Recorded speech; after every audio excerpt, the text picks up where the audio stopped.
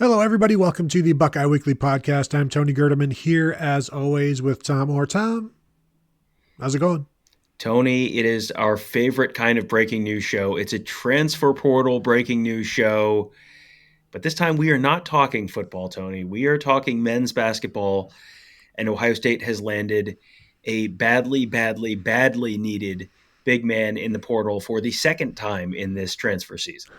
Yeah, they've been able to bring in Baylor big man Josh Ojianwuna, who is going to be a senior going into his final year of eligibility. Is coming off of a season where he injured his knee in February, so he's been out. I believe it was an ACL tear, if I'm not mistaken, which means he's not going to be quite ready for the season.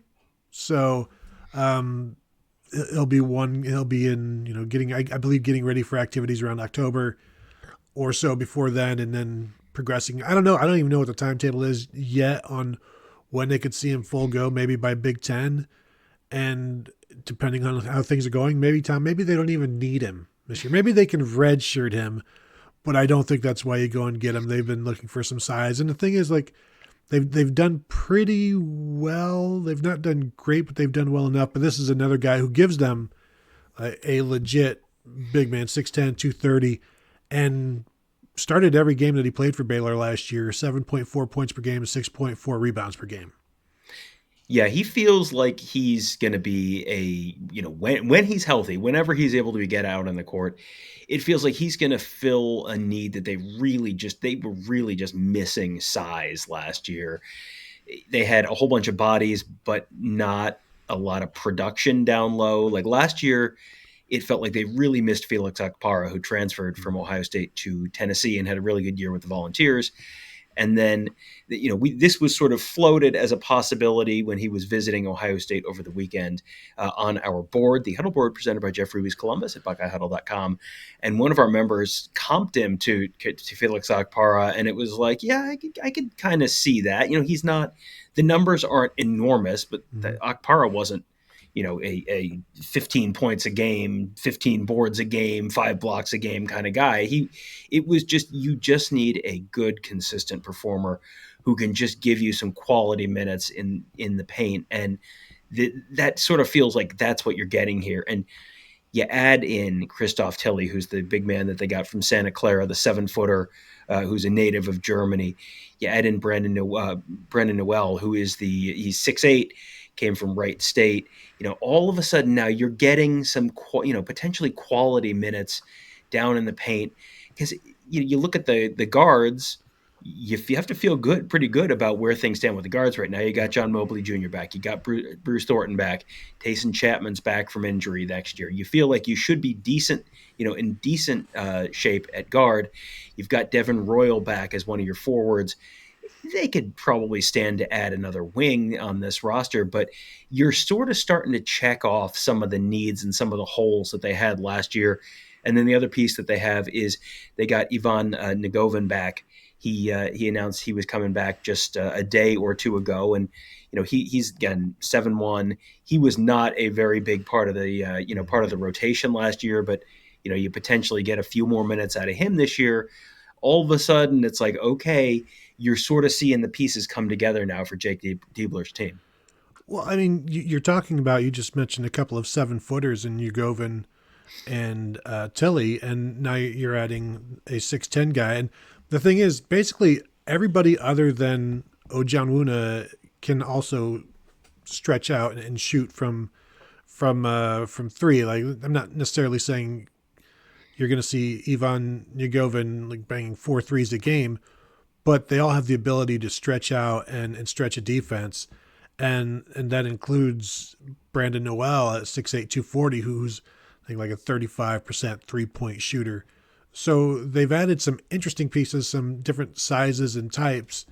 And then even, reading some of the stuff from the Baylor people, like they considered this a pretty sizable loss, figuratively and literally. And he was actually the last player to finally leave the team. That he was the last guy out. Like there's nobody left on the team, and then he finally hit the portal, and it's the Will Smith meme there basically. But he had a game this year. We had season high 16 points. He's at a season high 17 rebounds.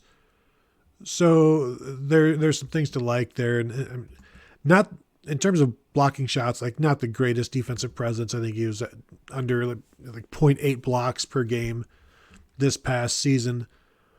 But let's see what he can do once he gets back and how they work him in. We've talked on in terms of the football team, like what they needed to do, and boy, they needed some guys on the interior. They needed some guys in the paint, and Jake Diebler has gone the basketball side of things and gotten some guys in the paint, and then, as I said, guys that can also extend a defense. So this will give him. I don't know. Like again, I don't know when he's going to be healthy, but he's going to be another option to fit in. Maybe Tom, like a September call up, that sort of thing for baseball. Yeah. Kind of a get him in the midseason transfer window if you want to think about it as a soccer team. And we're talking about all these big men that they're bringing in, and I'm sure I am positive this is one of these things where you know the old saying, you can't tell the players without a scorecard. Like that feels like that's kind of where basketball is right now. So we should at least give a quick rundown of here's all the guys who are leaving via the transfer portal from Ohio State. Sean Stewart, he is headed out. No, his destination is still unknown. Aaron Bradshaw, he is headed to Memphis. Michi Johnson going back to South Carolina. You have Evan Mahaffey going to Akron, and then Austin Parks going to Toledo. So, they did lose a 6'10 Austin Parks, a 6'9 Sean Stewart, a 7'1 Aaron Bradshaw. None of those guys were immensely productive for Ohio State. And if you want to look at the transfer player ratings, I mean, I'm just looking at the 247 rankings right now.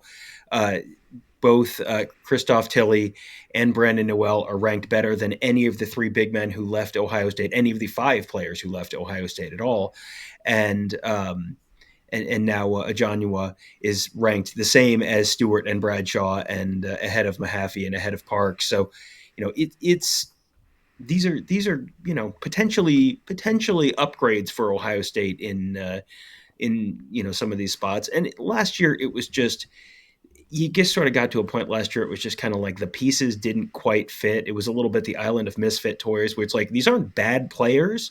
They couldn't quite get the lineup together to be able to do everything they needed it to do. It was just kind of a little bit awkward, a little bit of an awkward fit. So now, we'll see how this all goes. Obviously, this is all still very much just an on paper thing for the Ohio State basketball team. But it feels like there's at least, there's at least a possibility where, running it back based with, with the same guys as from last year didn't feel like you were going to get meaningfully different results. Now it's going to be at least, if there are problems, at least there will be new and different problems. And that, that'll be a little bit refreshing because, by the time the end of last season rolled around, I think everyone was kind of, ready for a change, a little bit of a mix up. Yeah, well, I'll say if John Mobley had finished the season the way he started it, Ohio State's probably going to the tournament. But that's life as a freshman. You start out hot, and then people start. Then you become one of the scouting report players. Like, okay, you can't let number 0 do this. You can't let him go over here. And so then he becomes more of a focal point defensively, and then he has to grow from that. So he'll be better for that. Bruce Thornton. He was putting his name into the NBA draft just to test the waters. He was expected to come back. He was not invited. He was not one of the 75 players invited to the NBA draft combine.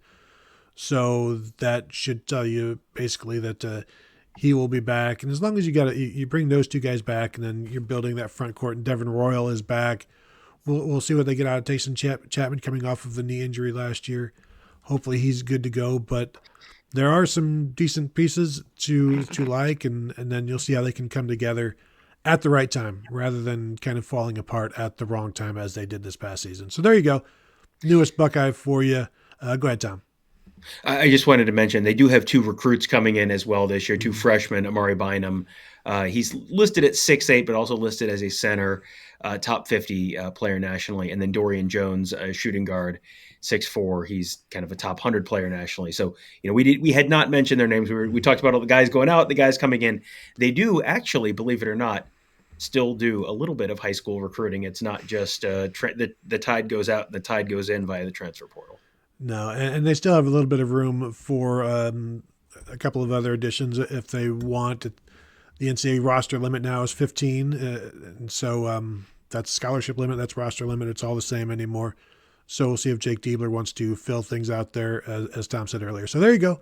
If you're watching on YouTube, please go ahead and hit the thumbs up. We would appreciate that. And, of course, you can find us at all of your podcast platforms of choice, as well as BuckeyeHuddle.com, where, Tom, it has been a busy week. I'm not sure if everybody heard. Jeremy Birmingham has jumped aboard Buckeye Huddle.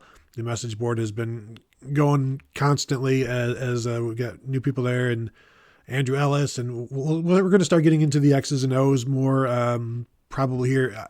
That's more of a question for you, Tom. When are we getting some X's and O's videos with Justin Whitlatch and Michael Pettit and Ross Fulton and Devin Radcliffe? But again, I'm not going to put you on the spot right now. I know you're busy. I know you got things to do, but we got a lot of stuff coming for you at BuckeyeHuddle.com. So now is the perfect time to join. So thank you all for tuning in, and we'll talk to you all later.